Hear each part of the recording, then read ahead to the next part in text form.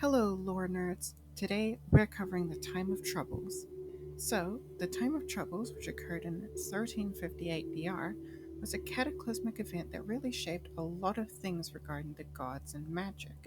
It even has a whole series of books set during it, which is pretty cool.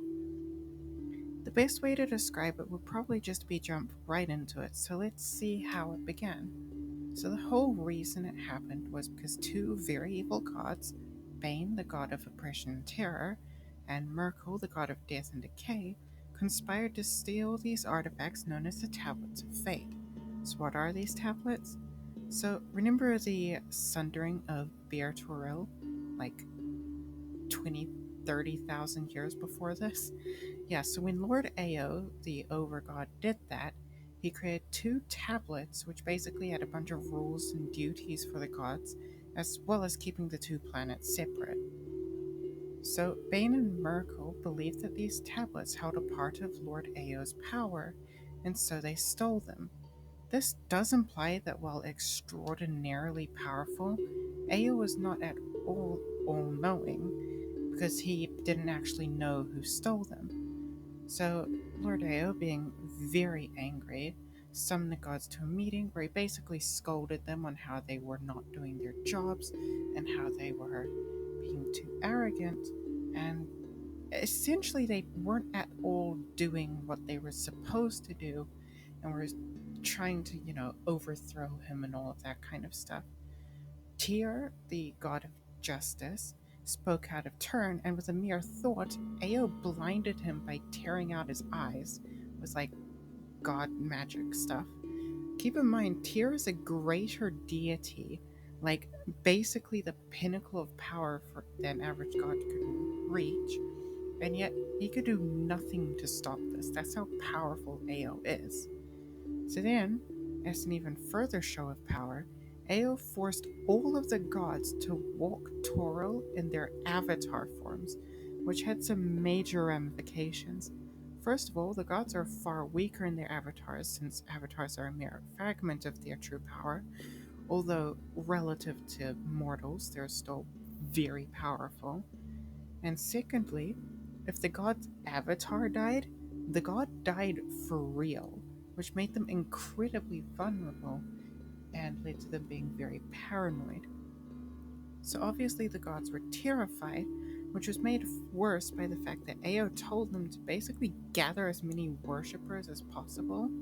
A lot of gods straight up believed that this was going to be the end of the world, and that Ao was probably just going to destroy a lot of gods, maybe even just start over again because they messed up so much.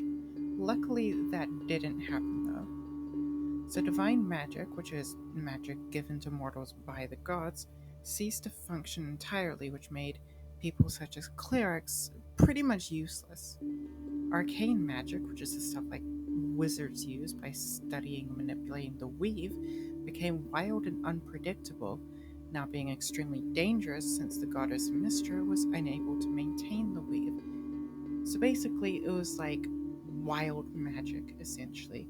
Also, a lot of the rules and limitations of magic were lifted. It was just a very chaotic time. This caused Mystra to seek out a way back into heaven so she could prevent magic from being irreversibly damaged and all of that. But the god Helm, who was the only one allowed to stay fully powered and not be forced into an avatar form, was guarding the staircase to the heavens. When Mystra tried to get through, Helm struck her and she died. If it helps, Helm did feel pretty bad about this, but, had to do his duty. A bit later, someone else was allowed to replace her, which, became a new goddess of magic, which we'll cover that in more detail if we ever do a video specifically on Mystra and her ton of different incarnations. She has died and come back a lot of times. So, a lot of gods died during this. How many? Well, let's go through them all. Mystra died, of course, like we just described. Bane, the god of tyranny, one of the gods responsible for this, was slain by Torm. Torm, patron god of paladins, also died in that fight, but was resurrected by Eos since he was actually doing his job which is something few deities at the time actually were, and so Ao kind of made an exception, whereas all the others were supposed to basically completely die during this time if they were killed. Baal, the god of murder, also died. Tiamat, who at this time was in a three-headed form, was slain. Her essence went into three dragons, one of which ate the other two and then was subsumed by Tiamat, so that's why she's still around despite having kind of died. And now she has 5 heads, usually. I know if we do a video on Tiamat, we'll probably explore that a bit more. Gilgame, a demigod who actually killed Tiamat, the three-headed version, was then killed by a respawned Tiamat sometime later. Hearn, a corrupted god of the hunt, died. Ibrandul, god of caverns, was killed by Shar, one of those two very powerful deities way back from the beginning of things, who actually still pretends to be the dead deity, which is something gods can do, Moander, a demigod of decay, was slain. Raman, a god of war and storms, was killed. Walkeen attempted to regain divinity. Walkeen is a god of fortune and wealth, but was trapped by the demon lord Grust. I really hope I got that right. Grust, for 10 years before being set free. So she didn't really die, but she did disappear, and people did think she was dead. Serenade, a demigod of dragon magic, was completely subsumed by another god of dragon magic and died. Merkel, Bane's partner in crime, also died.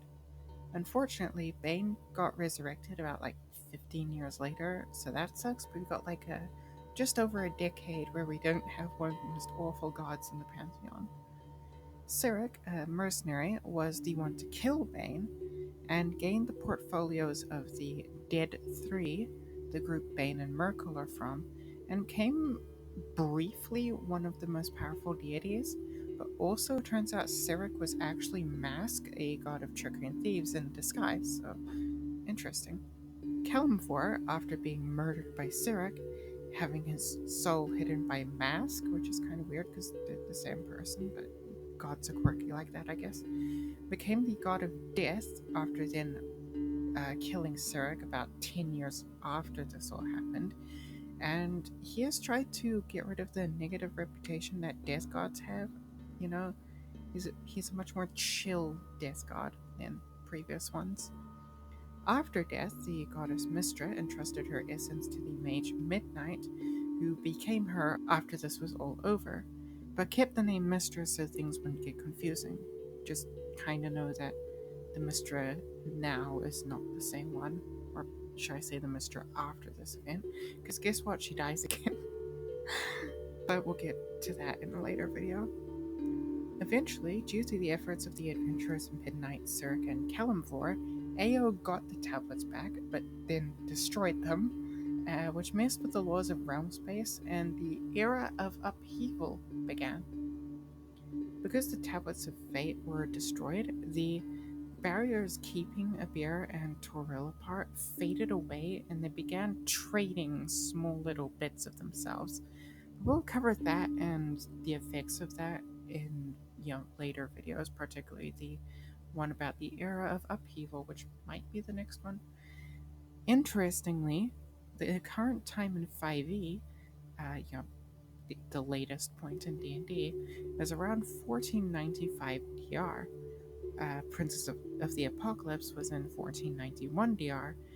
This means that these events were a little over a century before when 5e campaigns are set. So if your character is something like an elf or a fairly old dwarf, you may have actually been born in or lived through the time of troubles, which is pretty interesting. You've also lived through the spell plague and the era of upheaval and a few other things. So that'll be it for this video. I hope you enjoyed, and thank you for watching.